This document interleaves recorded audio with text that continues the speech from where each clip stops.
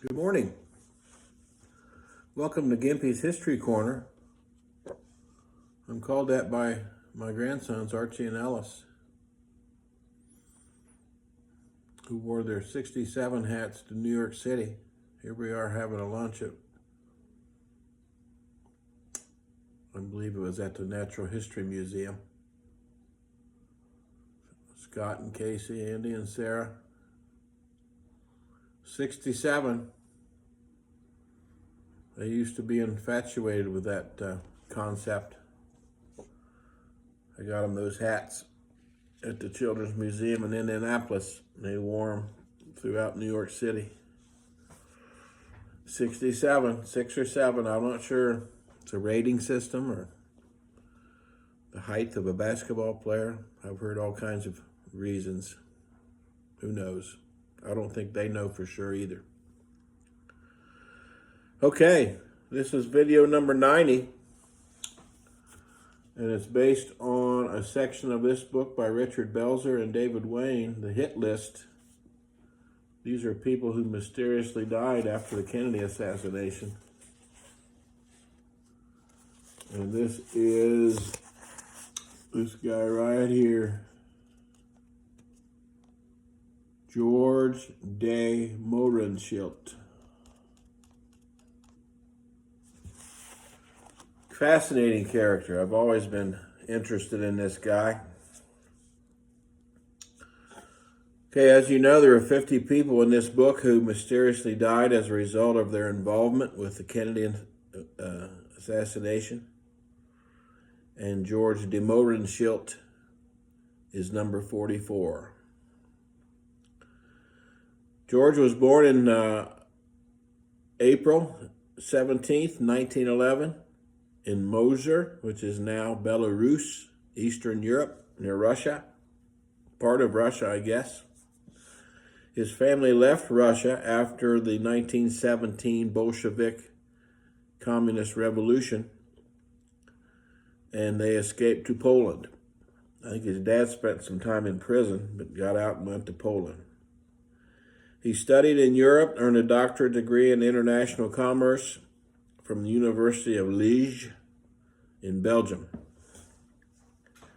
He immigrated to the United States in 1938, right before World War II, working as a petroleum geologist and a professor. And this is when his background gets hazy. Allegedly worked for the French intelligence during World War II, monitoring pro-German companies. He maintained a connection with the CIA, which was called the OSS during World War II, though his exact role remains debated. So we're not sure what role he had in World War II. Was he a Nazi? Was he a CIA spy against the Nazis? Not sure. He moved to Dallas, Texas in 1961, and that's where his involvement with the assassination starts. He befriended Lee Harvey Oswald in 1962, introducing him to local contacts and helping him find housing. Now, why would he befriend Lee Harvey Oswald? Well, there was a white Russian community in Dallas. So what's a white Russian? A white Russian is a Russian who was against the communist revolution. They were the people who were in favor of the Tsar, who was the monarch of Russia before the revolution. They were called white Russians. And they immigrated to America, lots of them, and many of them lived in Dallas, Texas. And Lee Harvey Oswald had defected to Russia and married a Russian girl named Marina, had children, and then left Russia and came back to America. Now the big question is, Did Lee Harvey actually defect, or was he a spy for the CIA? I'm thinking he's probably a spy, because we let him defect, and then we spent money to get him out of Russia. Why would we care if he was just a defector, if he ever left Russia at all? So I'm thinking he's probably a spy. So when he came to Dallas, amongst the white Russians, he was seen as a friendly person to them, because he was a spy against the communists. And the white Russians were against the communists as well. Okay, so he moved to Dallas. He befriended Lee Harvey Oswald. He contacted him with other white Russians, including Peter Gregory and the Paines. The Paines were a major part of the assassination.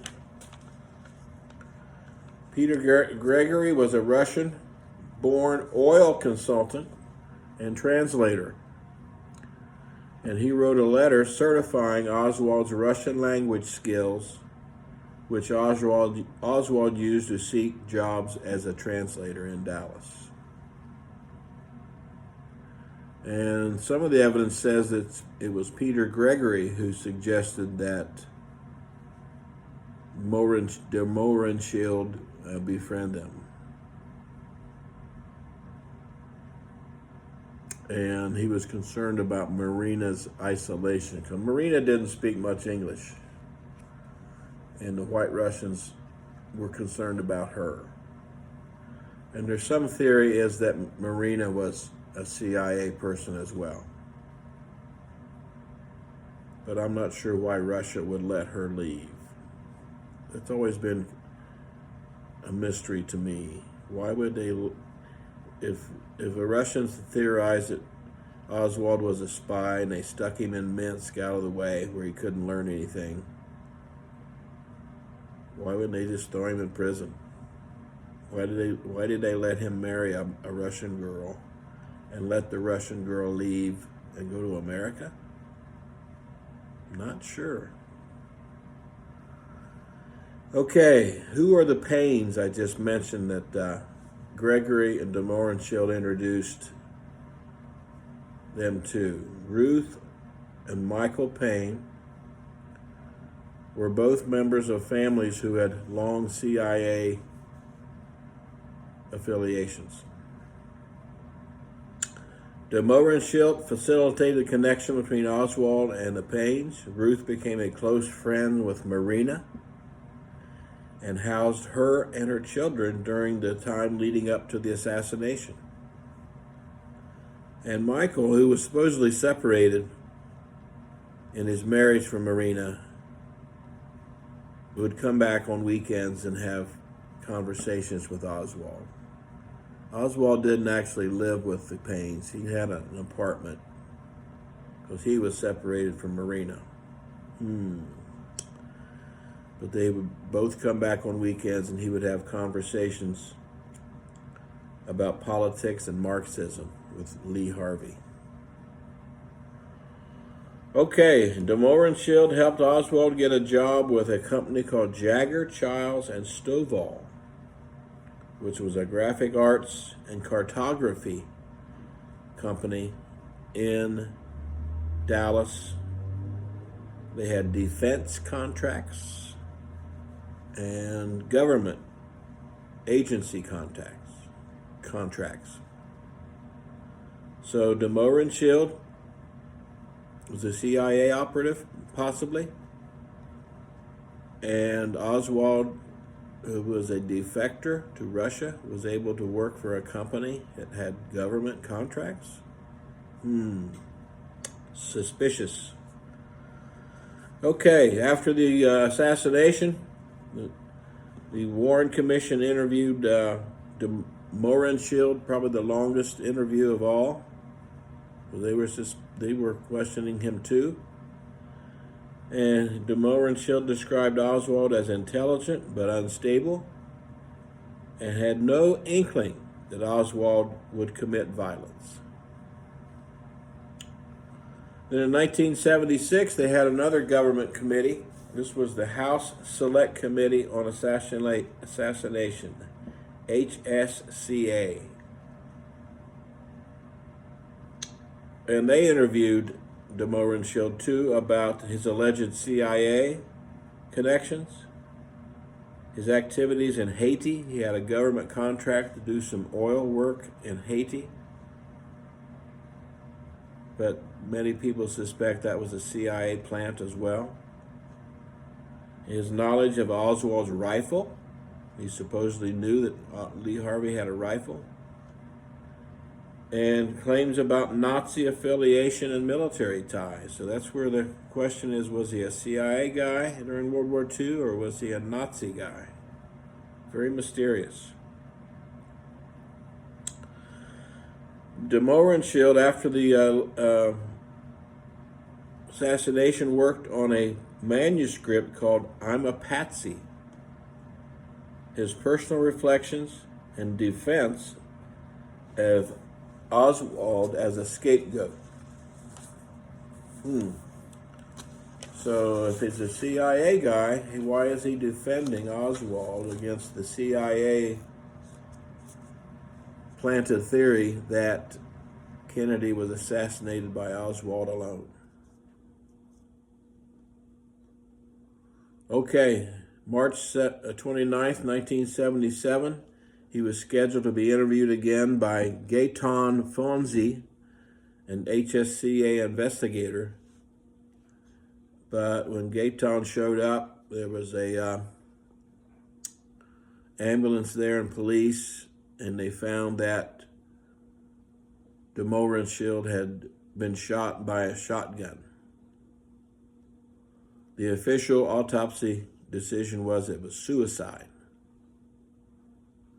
But there are those who think that people in the government and the CIA decided he was talking too much and defending Oswald. And remember, the CIA wanted the world to believe that Oswald had done it alone. So they think that the CIA or the Cubans in Florida, this was in Florida, or the mob, took him out with a shotgun. Previous to that, de Mohrenschildt had sent a letter to George H.W. Bush, who was the head of the CIA in 1976, pleading for help and expressing fear for his safety. Why did he, 76, think he was in danger? He claimed he and his wife were being followed, believed his phone was bugged, and that he was being punished for his manuscript, and asked Bush for help. And he addressed his letter to George, as if he were good friends with George H.W. Bush, CIA director and future president. Bush's brief reply was he had no knowledge of the situation, which meant he didn't know anything about CIA following him, and advised him to seek help from the appropriate authorities, which would be FBI or local police. So his manuscript was published posthumously in 1983.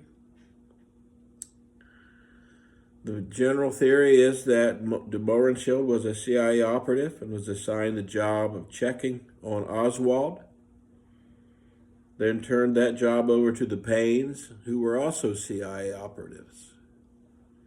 But then why would he write a manuscript supporting Oswald's claim that he was a patsy?